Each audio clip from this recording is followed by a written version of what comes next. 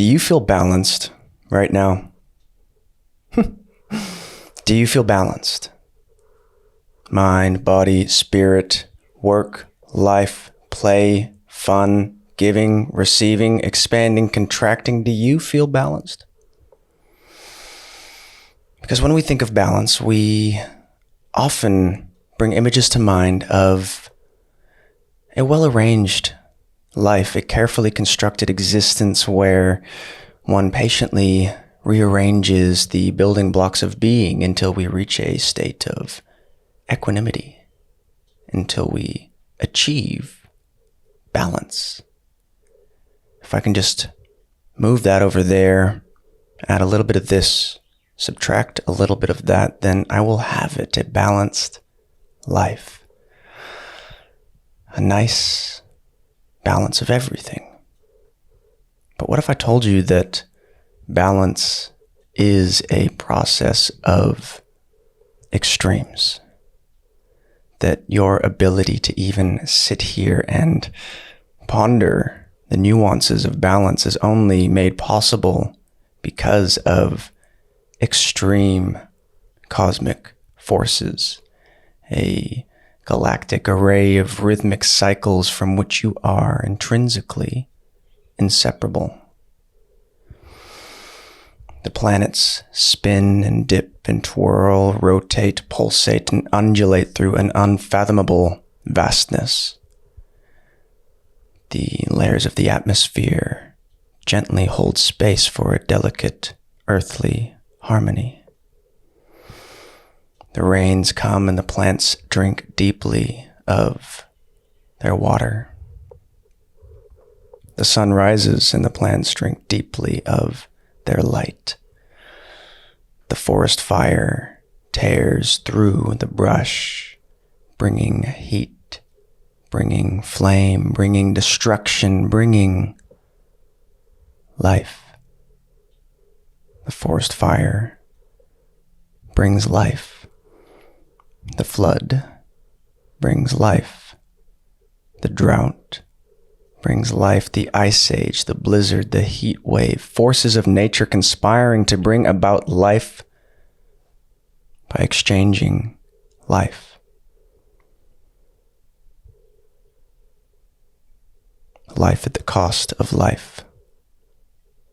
Balance at the cost of life. This is the agreement.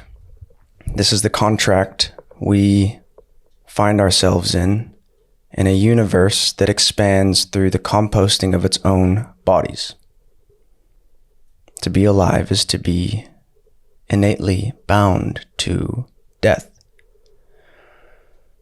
And sometimes balance is tweaking and a patient rearranging. And sometimes the best plan is to burn the plan to ashes and allow the fire of destruction to create space for creation.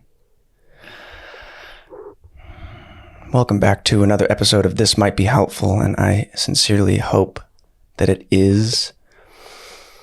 I find myself in a great transition, as we all do. And these transitions can lead to a sense of imbalance, but that is the process of balance.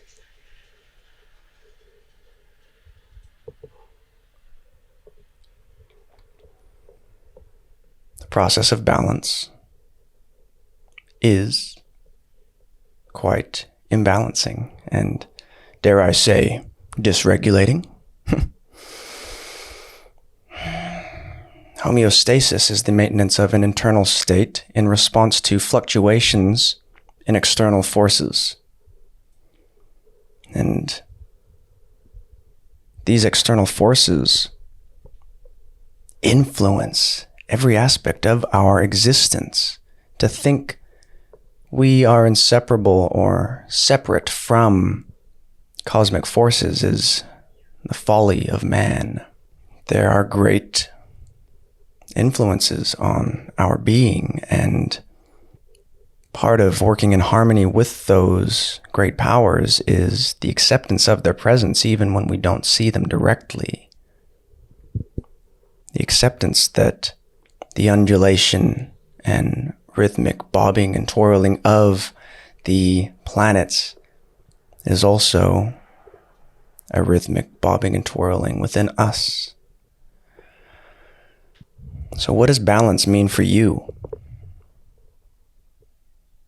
What does balance mean for you now? We often discuss balance in terms of burnout. And it's true, we experience burnout when we work too hard and rest too little. We experience burnout when we repeatedly fail to align our actions with our values and our intentions, when intention doesn't have a chance to make it into the body and thus make it into our lives. We become burned out when the blossoming of a newfound expression find itself suppressed and oppressed and suffocated under the layers of conditioning of fear. Oppressed by the fear of going beyond where you've been, going beyond what you've done, going beyond what you know and who you know yourself to be. Balance is a process, and we become imbalanced when monotony takes over our memory, when our days become a foggy haze and memory becomes a series of questions that were never really asked. When the persistent discomfort of the comfortable life slowly covers our eyes and blinds us to the possibility of what could be, we become imbalanced. Because we are dynamic creatures. We are rhythmic. We are moving. And we are built to explore. These bipedal beings with an incredible capacity to translate the ethereal energy of a thought into physicality, but what happens when those thoughts don't make it into reality? We become imbalanced. It's too much on the inside, and we haven't let it out. We haven't allowed the intelligence of our hands to craft the ideals of the life we want to lead. So there is a balance of comfort and discomfort. There is a balance of effort and ease. There is a balance of work and play, of expansion and contraction, of giving and receiving, of working to improve the world and ourselves, and of simply savoring all that is here now. Because balance is not a state you attain. It is a process you engage with. Sometimes that process is gentle and subtle. And sometimes the process of balance is breakage, ripping, tearing, burning the fabric that so uncomfortably holds a life that no longer fits the dimensions of its past. Balance is a pendulum swinging between polarity. It is a path you walk back to a center that is always moving. Because there's nothing still about this universe. There's nothing still about your being. All is in constant movement. The flux as an element travels from point A to point B and transforms in the process is balance. The caterpillar entering its chrysalis and emerging as a butterfly, going through the traumatic process of death and birth and death and birth and beauty is balance. All that is strange is normal in a world composed of delightful extremes. So if things feel chaotic, that's okay. It is part of your cosmic nature. It is who and what you are. Balance is a verb. Life is a verb. Love is a verb. And we are here to engage with that process. Balance is something of extremes, and of course there are gentle nuances to be found among that swinging pendulum of polarity. But to think that balance is something static, something that will remain after the appropriate actions are taken, is folly. You don't achieve balance. You engage in balance. You become balance. You dance across the spectrum, and in that process, learn to cultivate a sense of peace amongst the chaos, in communion and collaboration with the chaos. And often when things seem chaotic, it's really a matter of limited perception on our end, an over responsibility and ownership of who and what you are right now, because you are a sum of all that has been. You are a running symphony composed of the notes of a rhythmic, resonant universe, but sometimes discordant, sometimes disorganized, sometimes playing jazz, sometimes classical, sometimes silence. All of these notes are emanations of the same source. These sounds that we can ride back to the original sound. To be balanced is to see balance.